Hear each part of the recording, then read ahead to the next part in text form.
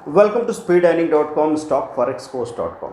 दोस्तों, मेरी कहानी आप मेरे साथ सुन रहे हैं, बहुत बहुत शुक्रिया आप लोगों को। ऑटोबायोग्राफी में हम लोग आगे बढ़ते हैं। तो जैसे मैंने आपको बताया था कि कमोडिटी को हमने नए सिरे से सीखा, और फिर आप भले ही पहले कितने सक्सेसफुल रहे हो, लेकिन आपको किसी नई चीज़ को शुरू करना है तो आपको उसको ABC से सीखना पड़ता है। पुराना सक्सेस हमेशा नए सक्सेस के आड़े आ जाता है, तो आपको सीखना पड़ता है। मैंने अपने ही स्टूडेंट्स से चीज़ें सीखी, और उस दौरान ऐसा नहीं है कि आपको कुछ सहना नहीं पड़ेगा। जब आप स्टूडेंट बन के जाओगे तो कुछ बातें ऐसी भी सहनी पड़ेगी जो आपको चुभे, लेकिन अगर आपको वो काम करना है तो फिर करना है। तो दोस्तों, बात कर रहा था मैं कि मेरी लाइफ में 2 बार रिटायरमेंट्स आए। 96 से लेके 2000 बताया मैंने, और दूसरा 2009 से 2008 से 2011 तक।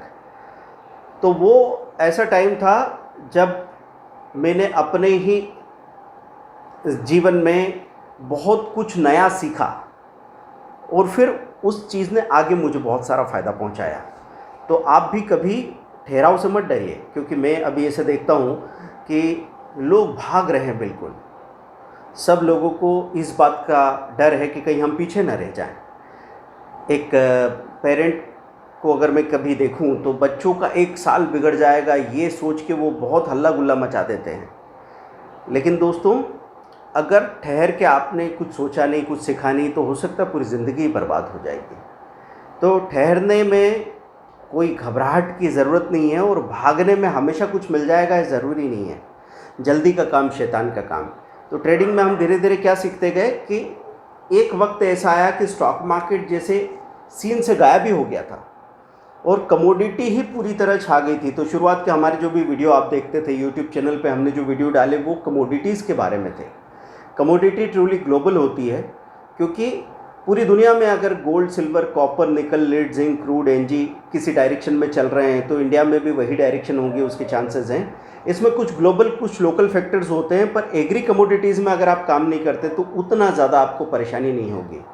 तो धीरे धीरे हर एक नए मार्केट में, चाहे वो करेंसी हो या कमोडिटी हो, हम देखने लगे कि भाई चीज़ें कैसे काम करती है। पहले तो हम कहते हैं कि नहीं नहीं, हमको स्टॉक मार्केट पता था, वो उसमें हमको कॉन्फिडेंस है, इस चीज़ को हम नहीं जानते।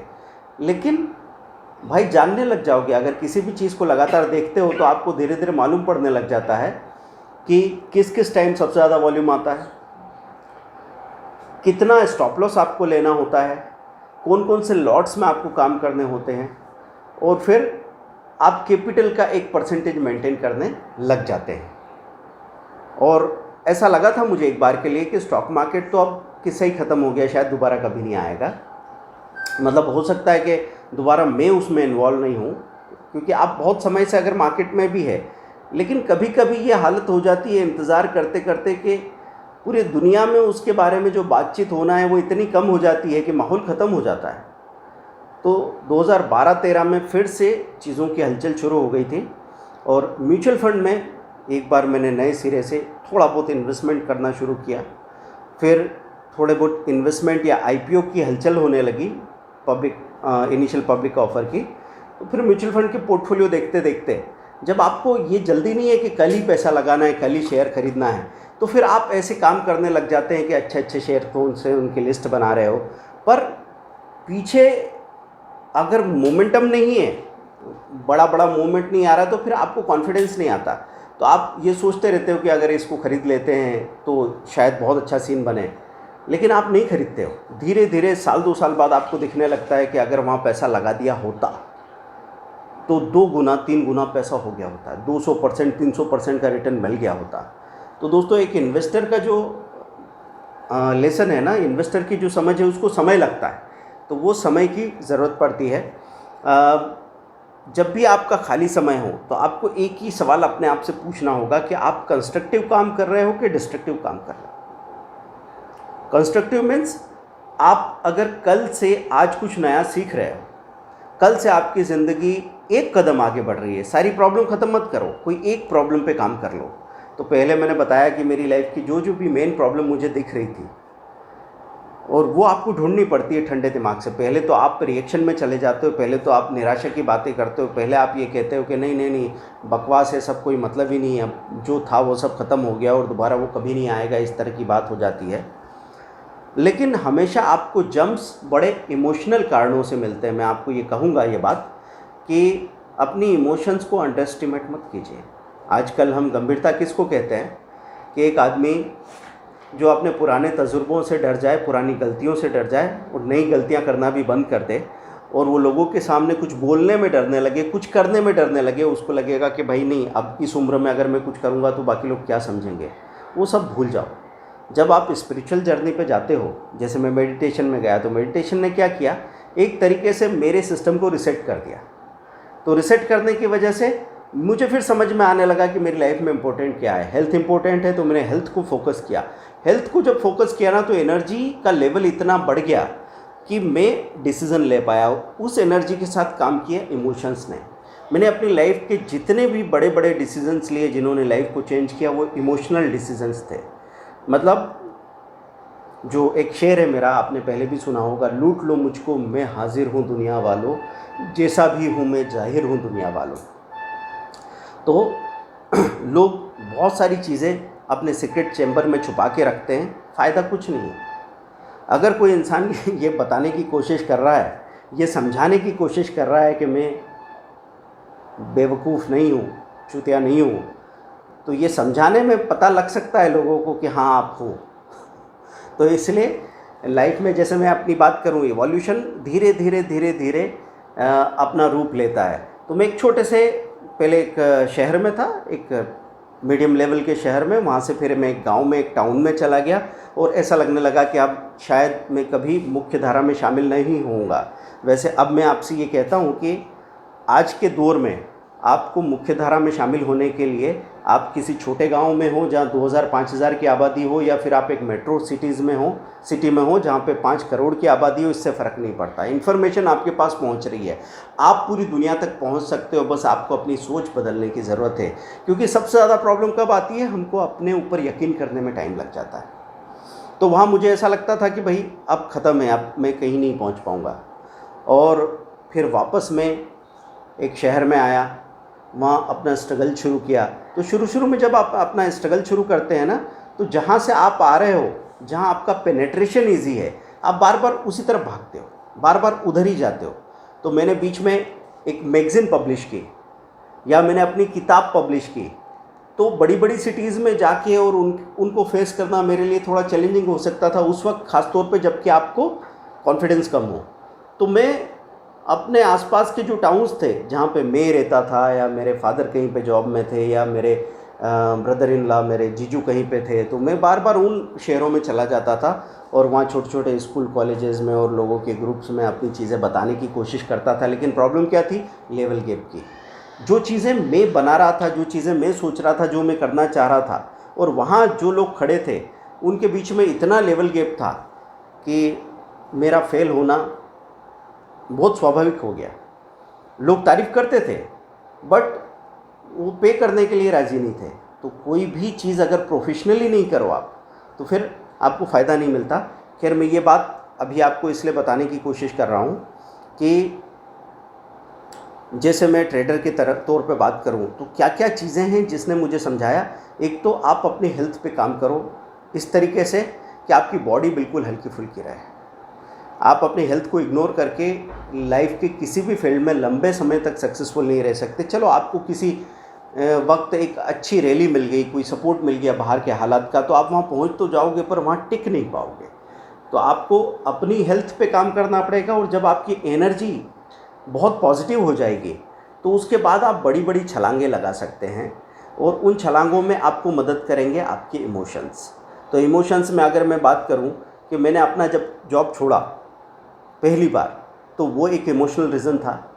उसके बाद में जब मैंने मैगज़ीन पब्लिश की, तो मैं किसी अफेयर में था, वो एक इमोशनल रीज़न था कि मेरे अंदर बहुत दिनों से मैं सोच रहा था कि मैं क्रिएट करूं, उस चीज़ को आकार दूं। सारे थॉट्स थे इधर उधर बिखरे बिखरे। एक रिलेशनशिप ने मुझे इकट्ठा किया, और फिर मैं उस काम को कर पाया। उस काम में मैं कितना कामयाब हुआ नाकाम हुआ ये बात की बात है, लेकिन मैं उस काम को पूरा कर पाया, शुरू कर पाया, ये बात हुई। फिर मैं जब इंडिया टूर पे गया, ये एक इमोशनल रीज़न था, और मैं एक ऐसी चीज़ कर पाया। मैं बाइक से इंडिया टूर पे गया था और इंदौर से कन्याकुमारी, मेरे एक दोस्त के साथ एक बाइक ली हमने, कावासाकी बजाज। और मैं कब से सोच रहा था, जब मैंने अपना जॉब छोड़ा था ना 95 के लास्ट में, तब से मुझे सबसे ज़्यादा एक चस्का था कि मुझे पूरा देश घूमना है और पूरी दुनिया घूमना है, ऐसा भी दिमाग में आता था। पर उतना हम कहते थे नहीं, इतना रहने दो, ये होने वाला नहीं है, इंडिया तो घूम के दिखाओ पहले। तो मैं उस वक्त राहुल सांकृत्यायन करके एक विद्वान रहे हैं, उनका बड़ा फ़ैन हो गया था। उन्होंने घुमक्कड़ शास्त्र करके किताब लिखी है, उन्होंने इंडिया के लगभग 17 टाइम्स चक्कर लगा लिए और बहुत बड़े विचारक थे। आप गूगल सर्च करेंगे तो आपको उनका नाम मिल जाएगा। तो ऐसे इंसान से मैं प्रभावित हो गया, क्योंकि मुझे वही लगता था, मैंने बताया शायद पहले आपको कभी, कि मैं हमेशा से फ़कीर बनने के सपने देखता हूँ। और मैंने कहा ना कि जो भी चीज़ के आप पीछे भागोगे वो चीज़ आपसे दूर भाग जाएगी। तो फ़कीर बनना मैं हमेशा से चाहता हूँ और वो मेरे लिए बाहरी तौर पे मुश्किल होता चला जा रहा है। तो घुमक्कड़ शास्त्र पढ़ा मैंने, और इंडिया टूर पे जाना है तो रेलवे के चक्कर काटता रहता था मैं। पैसे कम थे मेरे पास, जो भी अपने जॉब से बचा के लाया था, और घर से कोई बड़ी मदद या फाइनेंशियल हेल्प में कभी लेना नहीं चाहता था, क्योंकि बस आप कोई चीज़ ऐसी करना चाहते हो जो आप अपने साधनों में कर लो तो ठीक है, ये सोचना था मेरा। घर वाले हर वक्त मदद को तैयार थे, मेरे सभी परिवार वालों ने, मेरे 2 बड़े भाई, मेरी भाभी, मेरे माँ बाप, दीदी, जया जी, जो भी थे, उन्होंने हमेशा मुझे सपोर्ट किया। तो ये चीज़ काम करती है। मैंने कहा है कई बार आपको कि आप जब घर के छोटे बच्चे होते हैं तो आपको हमेशा चॉइसेस लेना पड़ती है। तो सबसे छोटे बच्चे को कई बार ये वाली चीज़ परेशान करती है कि अरे सब बड़े हैं मुझसे और सब मुझे कुछ बताएंगे तो मानना पड़ेगा, मैं उनके पीछे पीछे कब तक चलूँ। और दूसरी चीज़ आपको मिलती है कि वो एक पेरेंट की तरह, आपके पास 4 पेरेंट्स हैं, हाँ माता पिता तो हैं ही, साथ में आपके बड़े 3 भाई बहन हैं। तो अगर आप उनके प्यार को अगर पॉजिटिवली ले लेते हो तो फिर आपके अंदर का डर ख़त्म होता जाता है। तो मैं हमेशा आपसे ये कहूँगा कि ज़िंदगी में हमेशा ना मुश्किल चीज़ों से जूझने की ज़रूरत नहीं है। हम बेकार में ही इतने कॉम्प्लिकेटेड हो गए हैं कि जो चीज़ आसान होती है वो हम उसको सबसे आखिरी में करते हैं, और जो चीज़ सबसे मुश्किल होती है हम उसके पीछे पड़े रहते हैं। इवन मैंने तो कई लोगों की रिलेशनशिप में ये चीज़ देखी है कि एक बंदी थी या एक बंदा था जो बहुत ही ज़्यादा आपकी कदर करता था, आपने उस पर ध्यान ही नहीं दिया कभी, और जो आपकी कदर नहीं करता था, जो आपको चैलेंज करता था, आप उसके पीछे पीछे भागते भागते भागते चले गए और फाइनली आपने किसी तरह उस चीज़ को हासिल कर लिया, लेकिन फ़ायदा कुछ नहीं हुआ। ऐसे में बोलता हूँ सोशल सिचुएशंस में, जैसे शादी है तो शादी में आप देखना 100 रिश्तेदार आएंगे, उसमें से 2 इतने टिपिकल, इतने ख़तरनाक होंगे, कोई बुआ, कोई फूफा, कोई तो ऐसे रिश्तेदार होंगे जो बड़े नाराज़ से घूम रहे हैं, तो सारे लोग उनको मनाते रिझाते रहेंगे। यही चीज़ हम ट्रेडिंग में भी करते हैं। ट्रेडिंग में कोई स्टॉक है जो कि बहुत अच्छे तरीके से परफॉर्म करेगा इंडिया की टॉप 10 स्टॉक्स में से, उस पर हमारा ध्यान नहीं जा रहा, हम ढूंढ के लाएंगे कहीं से कोई दूसरा ऐसा स्टॉक जिसका नाम कुछ ही लोगों ने सुना हो और बहुत ही ज़्यादा वोलेटाइल हो, पर हम उसमें थोड़ा पर्सनली जाके और चाहते हैं कि कोई नई कहानी बन जाए शायद, और ऐसा कम ही बार होता है, 10 में से 8 बार तो आप नुकसान ही खाते हैं। तो दोस्तों मैं ये कह रहा था कि ज़िंदगी में पहले आसान रास्ते को ट्राई करने में कोई बुराई नहीं है ना। जो आप डियर ज़िंदगी में जहांगीर खान साहब कह रहे थे वो सही बात है। मैं अपनी ज़िंदगी में उस चीज़ को फॉलो करके और बहुत सक्सेसफुल रहा हूँ। अब जैसे मेरे अपने पेरेंट्स की बात है, तो मैं जब बचपन में वो कहानी सुनता था ना कि शंकर भगवान बैठे हैं, पार्वती जी बैठी है और कार्तिकेय और गणेश दोनों उनके सामने हैं, और अचानक बात निकली और उन्होंने चैलेंज दे दिया माता पिता ने गणेश जी को, कार्तिकेय जी को, कि जाओ पूरी दुनिया का चक्कर लगा के आओ। तो कार्तिकेय जी तो बिल्कुल सिंपल सरल से थे, मेहनती भी थे, तो वो सचमुच अपने वाहन पे बैठ के और दुनिया का चक्कर लगाने निकल पड़े। और गणेश जी ने क्या किया, गणेश जी ने शंकर पार्वती का चक्कर लगा लिया और वो बोले ये क्या कर रहे हो? बोले कुछ नहीं है, आप ही मेरी दुनिया हो। और मैंने दुनिया का चक्कर लगा लिया। तो थोड़ी मेरी मेंटालिटी भी गणेश जी वाली ही है। कहा है थक रहे हो भाई, एक एहसास है ज़िंदगी, खुश होना दुखी होना ये सिर्फ एहसास की बात है। अगर आप उस एहसास को नहीं जगाओगे तो आप 1000 करोड़ इकट्ठे कर लो। भाई आपके पास तो रियल एग्जांपल्स है ना, कि हम बहुत सारे इंडस्ट्रियलिस्ट को देखते हैं, जैसे सीसीडी के ओनर रहे थे, या फिर मालिया साहब की बात कर लूँ, या अंबानी जी की बात कर लें, तो सबको पैसा मिला। पैसा हम अगर ऐसे बोलेंगे कि अरे अरे अरे इतने पैसे में तो क्या है, आदमी को और क्या चाहिए, तो भाई ये जो दौड़ है ना ये रिलेटिव होती है। रिलेटिव मतलब एक आदमी जो 5000 कमा रहा है उसको एक्स्ट्रा 1000 रुपये चाहिए, एक आदमी जो 5000 करोड़ कमा रहा है उसको भी वही 1000 करोड़ एक्स्ट्रा चाहिए, क्योंकि ये सब कुछ रिलेटिव है। आपको अपना घर, अपनी गाड़ी, अपनी ज़िंदगी, अपने बच्चे, अपनी बीवी, ये सब थोड़े कमतर लगने लगेंगे, आपको उनको बेहतर बनाने की इच्छा होगी और आप भागते रहोगे। इसलिए आपको ज़िंदगी में अगर तसल्ली पानी है और खुश होना है तो अभी यहीं करना पड़ेगा। किसी किताब में मैंने बहुत अच्छा कोटेशन पढ़ा था कि अगर आप आज खुश हो तो हमेशा खुश रहोगे, और अभी खुश नहीं हो तो फिर खुशी का इंतज़ार ही करना पड़ेगा। तो दोस्तों मैं इंडिया टूर की बात कर रहा था, इंडिया टूर करना चाह रहा था। उसको आप जब सपना देखते हो ना तो तत्काल पूरा नहीं होता, वो सपना कभी कभी इतना टाइम ले लेता है कि आप उसको भूलने लगते हो। तो इंडिया टूर करना चाह रहा हूँ मैं, रेलवेज़ के चक्कर लगाता था, सर्कुलर टिकट में ख़रीदना चाहता था क्योंकि उसमें पैसे कम लगते थे, पर कुछ गणित बैठता नहीं था। फिर बीच में जब नौकरी छोड़ दी तो मैं अपने दोस्तों से मिलने जाता रहता था। जैसे मैं हज़ीरा में, सूरत में था, तो मेरे दोस्त अभी भी वहीं पे थे। वो कुछ लोग जॉब कर रहे थे, कुछ ने अपना बिज़नेस शुरू कर लिया था बड़ा। तो मैं उनके साथ गया, उनके साथ बहुत अच्छा वक्त गुजारा, पर उस वक्त को मैं ध्यान में नहीं रखता था। उस वक्त वो आज मुझे बहुत याद आता है वो वक्त। मैं वहाँ जाता था ये सोच के कि चलो यार 5-7 दिन थोड़ा सा अच्छा लगेगा।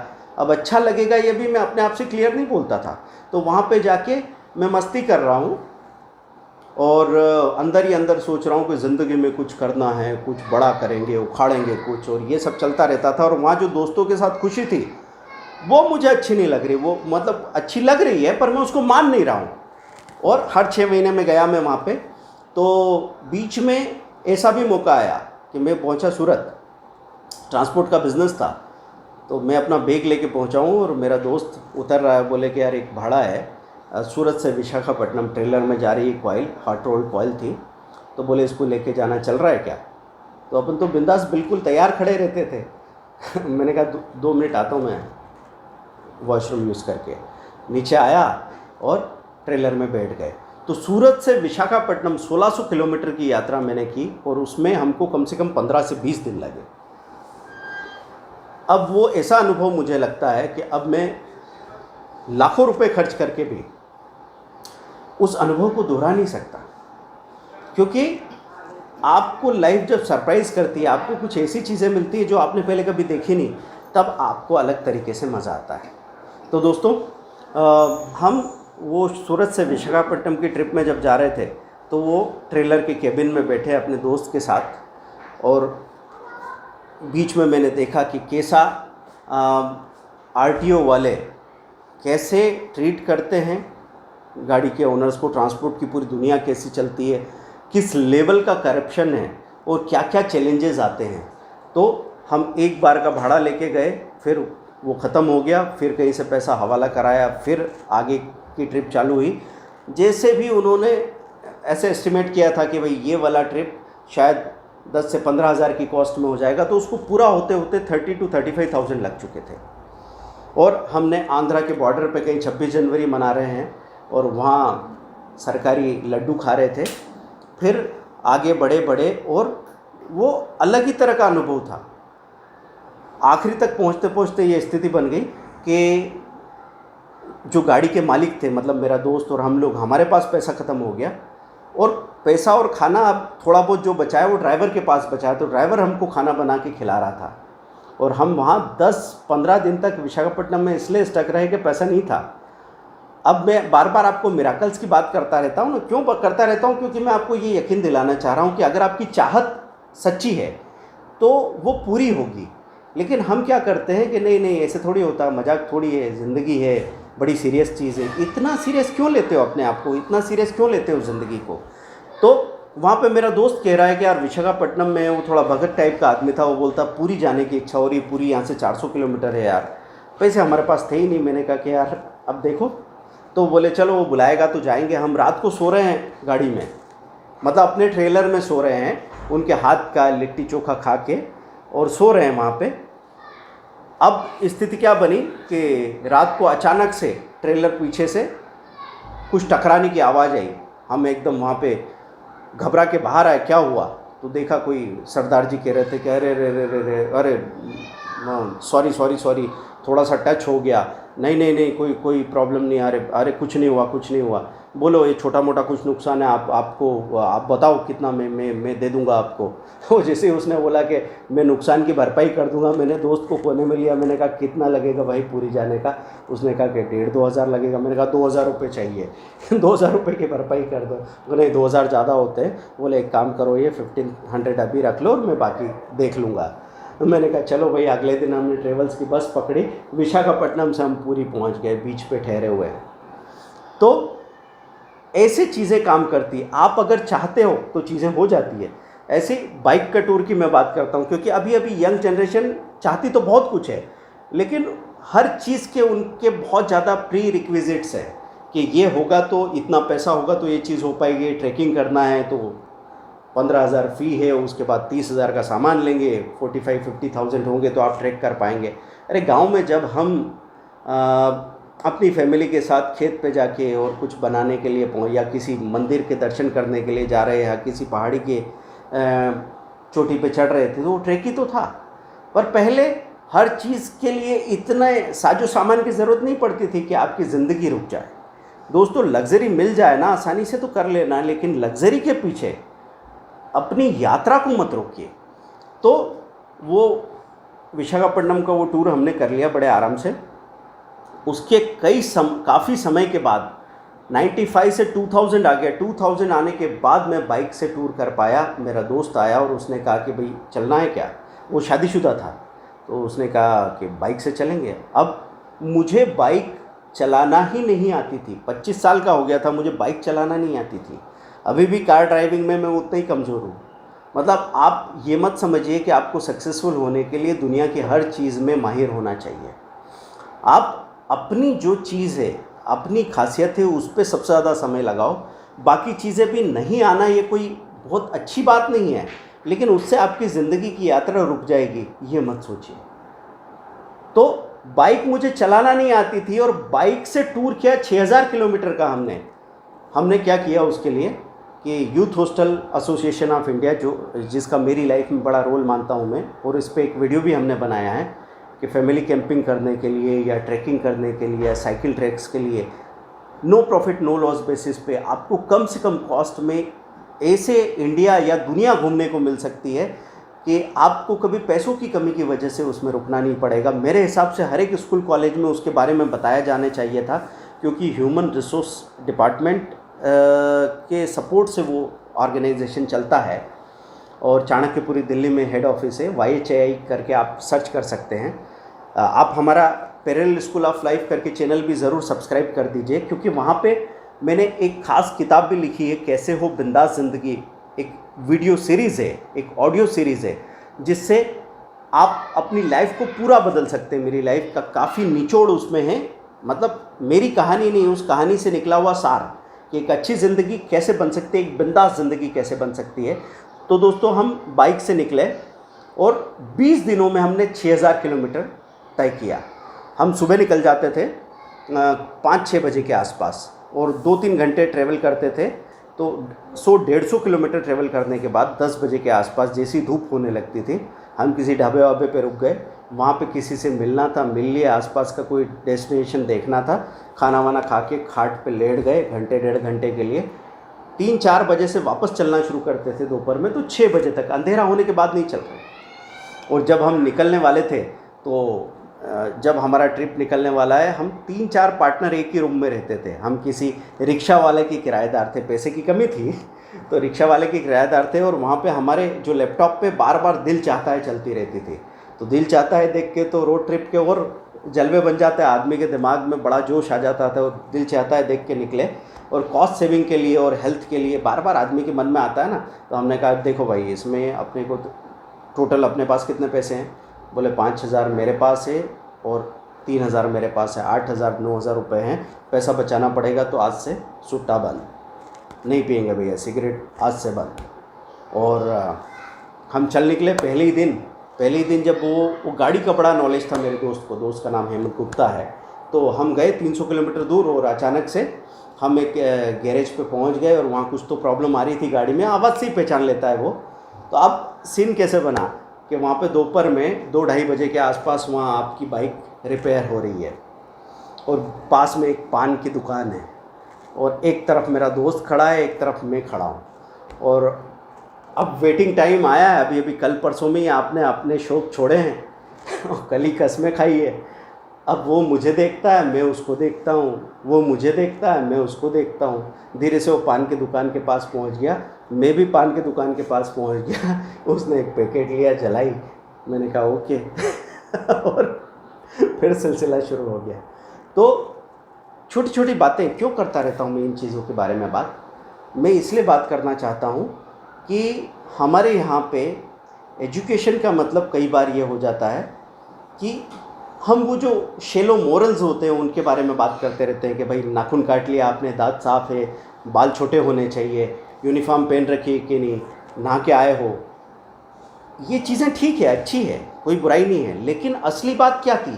क्या सोचते हो, क्या करते हो, क्या करना चाहते हो, अपनी ज़िम्मेदारी समझते हो क्या? वो बात नहीं समझते लोग। तो मैं यंगस्टर्स के सामने ये बात बार बार इसलिए बताता हूँ कि मैं स्मोक करता हूँ या मैंने ड्रिंक में भी कभी मुझे परहेज नहीं रहा। ये क्यों बताता हूँ? क्योंकि कई बार यंगस्टर्स को लगता है कि हम अगर पार्टी वार्टी करते हैं छोटे मोटे, हमको बाकी लोगों की नज़र में कहें व्यसन हर चीज़ का हो सकता है, लेकिन व्यसन अगर है तो हम कोई चीज़ अच्छी नहीं कर पाएंगे। तो हमारी पुरानी जितनी भी लड़ाई थी, आज़ादी की लड़ाई तक में मैं ये कहूँगा कि हमारे कई सारे ऐसे बड़े बड़े नेता और क्रांतिकारी रहे थे जिन्होंने क्रांति की शुरुआत इस बात से की कि वो अचानक से सिगरेट पीने लगे, क्योंकि वो मोरलिटी को चैलेंज कर रहे थे। और यहाँ तक मैंने सुना है कि गांधी जी अपने कुछ बड़े नेता जो थे वो स्मोकर थे, चेन स्मोकर, तो उनके लिए वो एक एश ट्रे लगा देते थे और फिर वो लोग बात करते थे। तो आपको ये बात समझनी होगी कि भाई आप क्या खाते हो, क्या पीते हो, क्या पहनते हो, क्या करते हो, इससे ज़्यादा ज़रूरी है आपकी असल ज़िम्मेदारी क्या है, ज़िंदगी में करना क्या चाहते हो। क्योंकि इसको पार नहीं पाओगे तो ये फेसबुक या गूगल जैसी जो चीज़ें हैं, या स्टीव जॉब्स का आईफोन जैसी कंपनी खड़ी हो रही है, या टेस्ला जो कुछ कर रहा है, तो ये सारी मतलब एलन मस्क ने जो काम किया है वो सब क्यों हो पाया? क्योंकि ये लोग ऐसे लोग थे जो सोसाइटी से ठुकराए हुए लोग थे। लोग इनको अच्छे और सही लोग नहीं मानते थे, पर इन लोगों को पता था कि दुनिया की असली प्रॉब्लम क्या थी, और एक प्रॉब्लम को पकड़ के उसको सॉल्व करने के लिए ईमानदारी से आप कोशिश करोगे तो आपकी ज़िंदगी में शायद कोई सही मकसद बन पाएगा। तो दोस्तों, आज मैंने आपसे ये बात कही कि हम बाइक से इंडिया टूर पे गए और वहाँ पे हमने एक यूथ हॉस्टल्स और जैन सोशल ग्रुप, ऐसे जो भी सोशल ग्रुप थे उनके साथ में, और लायंस क्लब उनके साथ बात करके रखी थी कि हम एक लेटर लेके जाते थे और स्टे अरेंजमेंट कहीं से हो जाए अगर हो पाया तो। बाकी हम अलग अलग जो पुलिस थाना था वहाँ पे एंट्री कराते रहते थे कि भई हम यहाँ से गुजरे इतनी तारीख को। वो हमारी सेफ्टी के लिए भी हो जाता था और रिकॉर्ड के लिए भी हो जाता है। नहीं तो बाइक से आप निकले वो पता नहीं कहाँ घूम के आ गए और आप कह रहे हैं इंडिया टूर हो गया, ये भी तो हो सकता है। तो हम पूरा वो रिकॉर्ड करते करते कन्याकुमारी तक पहुँचे और वहाँ से फिर लौट के वापस आए। तो पहले कोस्टल लाइन से गए थे और वापस आए हम बेंगलोर कोडाईकनाल होते हुए, पूना होते हुए वैसे ऊपर। तो ये 6000 किलोमीटर की ट्रिप, जब भी मैं अपनी कहानी सुनाता हूँ किसी को तो ये कहानी बहुत एक्साइटिंग लगती है सबको, और मैं कहूँगा कि मेरे लिए लाइफ चेंजिंग थी। और इसमें ये हो पाया क्यों? क्योंकि एक आदमी का काम नहीं था, इसमें पूरी फैमिली का कंट्रीब्यूशन होता है। हाँ, मेरे माता पिता जिन्होंने मुझे इतनी छूट दी कि मैं ये सोच सकूं, और मेरे बड़े भाई जिन्होंने ये कहा कि चलो ठीक है, जाना चाहते हो तो चले जाओ। तो ये सब कुछ वहाँ से पॉसिबल होता है। तो एक इंसान की सक्सेस उस अकेले इंसान की सक्सेस नहीं होती है, उसके पीछे कई लोगों का मेहनत, कई लोगों का साथ होता है, तब जाके आप चीज़ें कर पाते हो। लेकिन वो साथ आप महसूस कर पाओ तो आपको अपने दिल के दरवाजे खोल के रखने पड़ेंगे, और उस दरवाजे में से कभी अच्छी कभी बुरी चीज़ आ जाएगी, लेकिन फिर भी अपनों की तो ठोकर में भी दुआएं होती है, ये मैं कहता हूँ। तो दोस्तों, इंडिया टूर मैंने किया, और 95 से 2000 के रिटायरमेंट को डिटेल में मैं बताऊंगा, क्योंकि मैं ये बताना चाहता हूँ कि आपके अंदर का डर ख़त्म होना एक ट्रेडर बनने के लिए बहुत ज़रूरी है, अच्छा ट्रेडर बनने के लिए बहुत ज़रूरी है। दूसरा, दीर्घसूत्री इंसान नहीं होना चाहिए। दीर्घसूत्री मतलब जिसके अंदर बहुत सारी चीज़ें उलझी हुई होती है, तो वो जब भी निर्णय लेने जाता है ट्रेडिंग या इन्वेस्टमेंट का, तो आखिरी में पहुंच के और अटक जाता है, उसका निर्णय नहीं हो पाता। देखिए, मैं भी कैलकुलेटिव इंसान हूँ, मतलब ऐसा नहीं कि मैं आंख मूंद के कहीं पे भी पागलों की तरह कूद पड़ा। पहले मैंने दिमाग में सारी चीज़ें बनाई कि ये होना चाहिए, ये नहीं होना चाहिए, इसमें इतना टाइम इतना लगेगा, ये खतरे आ सकते हैं, ये वो सब थोड़ा बहुत समझा, ठीक है। लेकिन आखिरी में आपको चाहिए एक लीप ऑफ फेथ, मतलब भरोसे की छलांग। आखिरी में जब सारे ऑप्शन आपके सामने आ जाए, फिर आखिरी में आपको एक छलांग लगानी पड़ती है, और वो छलांग लगाने से ही आप असली गति कर पाते हो। तो लाइफ में आप सोच लो कि मैं कोई एक शास्त्र पकड़ के बैठ जाऊं और उसमें जो फंडे लिखे हुए हैं उनसे काम बन जाएगा, नहीं बनेगा। आप सोचोगे कि कोई बाबा आपको कोई मंत्र दे देंगे, माला आप फेर लेंगे, भूखे मर लेंगे, उपवास कर लेंगे, वो सब मैंने किया, नहीं होगी इससे बात। आपकी ज़िंदगी एक ऐसी चीज़ है, वो आपका हम कैसे तोड़ेगी कि आपको अपने आप को बिल्कुल नाकारा मान के बुरे से बुरे हालात से गुजरना पड़ेगा। और जिस दिन अपने आप को आप धूल समझने लगोगे, आप मान जाओगे कि नहीं, मैं कोई बड़ी चीज़ नहीं हूँ, मैं इतने बड़े ब्रह्मांड का एक छोटा सा टुकड़ा हूँ, मेरी कोई औकात ही नहीं है। उस दिन शायद आपकी औकात बनना शुरू हो जाएगी दोस्तों। तो इस कहानी में हम आगे बढ़ेंगे, बात करेंगे ये कहानी, आज का एपिसोड आपको कैसा लगा, आगे कहानी में आप क्या चीज़ है जो डिटेल में सुनना चाहते हैं उस पर भी बात करेंगे। अगले एपिसोड में मैं बताने वाला हूँ कि ट्रेडर और इन्वेस्टर बनने की जो गहराई से यात्रा मेरे भीतर चली, वो एवोल्यूशन कैसे कैसे हुआ, मैंने क्या क्या सबक कौन कौन सी घटना से लिए, और कैसे मैं सफलता को पहले छूने लगा और फिर सफलता में लगातार रहने लगा।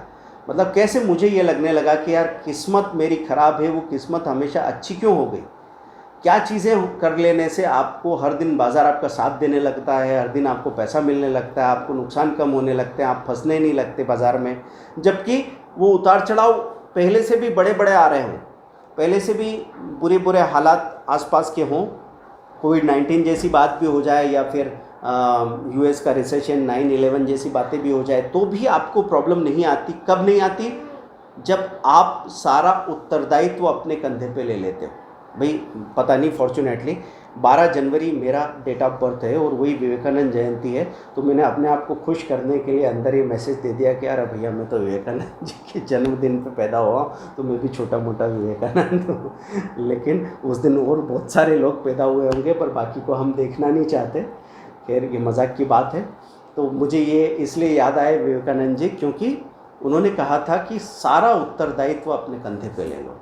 आपको ज़िंदगी में अगर बड़ा बनना है और लोगों का प्यार पाना है, तो आप भले 50 लाख की गाड़ी में घूम लो या 2 करोड़ के बंगले में घूम लो, उससे फ़र्क नहीं पड़ता। जब तक आप जवाबदारी नहीं लोगे और लोगों की ज़िंदगी में सीरियसली इन्वॉल्व नहीं होगे, अगर आप कहोगे कि मुझे क्या लेना देना, तो फिर किसी को आपसे लेना देना नहीं है। आप अगर अपने ऊपर लाखों करोड़ों रुपए खर्च कर रहे हो और आपको लगता है कि लोग आपसे प्यार करें, आपकी इज्जत करें, तो आप बहुत गलत रास्ते पे जा रहे हो दोस्तों। मैंने पर्सनली ऐसा महसूस किया है। मेरे पास कुछ नहीं हो लेकिन अगर मैं कुछ देने के लिए कोशिश कर रहा हूँ, चाहे वो पैसा हो, समय हो, एनर्जी हो, कुछ भी हो, नॉलेज हो, तो सब तो नहीं समझेंगे, सबको तो खुश नहीं कर सकते, लेकिन काफ़ी लोग आपको समझेंगे, काफ़ी लोग आपको प्यार करेंगे। और प्यार अगर ज़िंदगी में है तो मुझे लगता है कि हर वक्त ज़िंदगी ठहर जाने की इच्छा करती है। आप लोग मुझे प्यार करते हैं, यहाँ बैठे बैठे मैं कहानी सुनाता हूँ और मुझे लगता है कि चलो कुछ तो कर लिया ज़िंदगी में, कुछ तो पा लिया। 2 लोगों की हम मुझ पर भरोसा कर ले, 2 लोग खुश हो जाएं, 2 लोगों की प्रॉब्लम सॉल्व हो जाए, काफ़ी है ज़िंदगी में। बाकी हम है ही क्या, हमारे पास क्या है खोने को अपने अहंकार के सिवा, अपने ईगो के सिवा। तो जीते रहो, बेखौफ, निडर, सीखते रहो और करते रहो जो भी दिल करे करने की इच्छा हो। Thank you very much, bye.